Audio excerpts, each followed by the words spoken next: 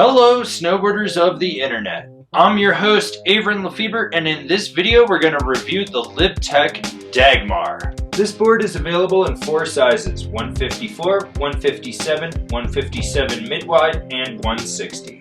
This board features Libtech C2 camber profile, which is reverse between the feet and camber underfoot. That way you get the pop and snap of traditional camber right underfoot, but you get the play of reverse camber between the feet. I rode this board at Arapahoe Basin on a day that had low to moderate visibility. They reported 2 inches and it was anywhere between 6 to 8 and even more if it was wind loaded. So what you got underneath was crusty, firm shit ice snow, and then sometimes on top it would be deep and you really wouldn't hit that crust underneath. The groomers were firm, icy, chundery, just a mix of everything. And I rode this board with my K2 Thraxis boots and my K2 Indy bindings. This board has a middle-of-the-road freestyle flex to it, softer tips, stiffer underfoot, decent amount of torsional flex to it. Now this board is moderately stable. Bigger, more rutted out terrain that's kind of chundery, or you're just like punching through the snow and you're hitting, you feel it with this.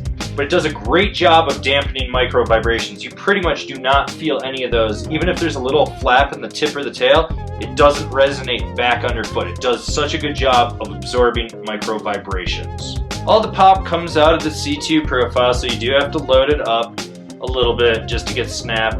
It's not the worst popping board I've been on. It's not the best. It just kind of gets the job done. It's that middle of the road snap. It's easy to engage, it's easy to load up, so when you're flying off a cat track, you can just pop at the last minute, not really worry about it. It's not one of those that's like skate-like pop, and it's not one of those that's very aggressive like a C3 or a full cambered board type of pop.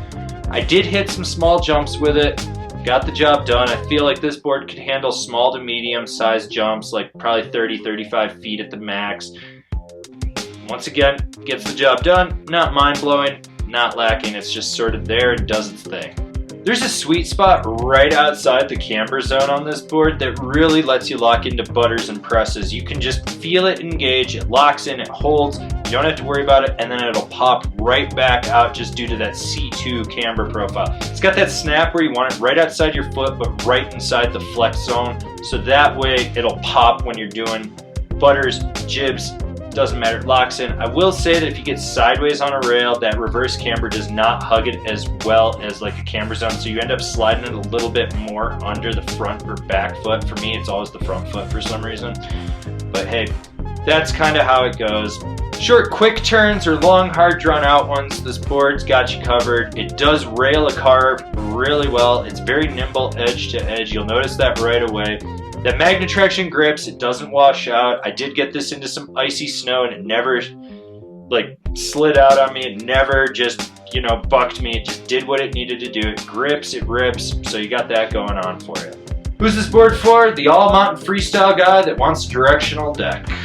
This board kind of handled everything I put in front of it. It's a jack-of-all-trades deck, master to none. You can take it just about anywhere. Wasn't bad, wasn't mind-blowing. It got the job done. It's solid for what it is. That's kind of where I'm going to leave it. It's not an overly damp board. It's not an overly lively board. It's just sort of that perfect balance. So you do feel some chatter on bigger stuff, but micro vibrations are dampened really well. Comparable boards, the Ride Algorithm, the Yes Typo, the Wired Directive series. This has been my review of the Libtech Dagmar. Do you agree with it? Do you disagree with it? Do you own one? Are you going to buy one?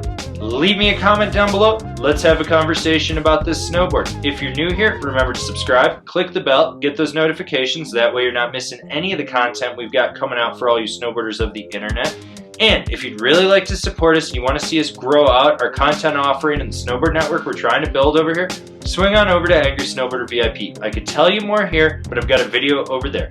As always, I've been your host, Avran LeFeber, and I'll see you in another video.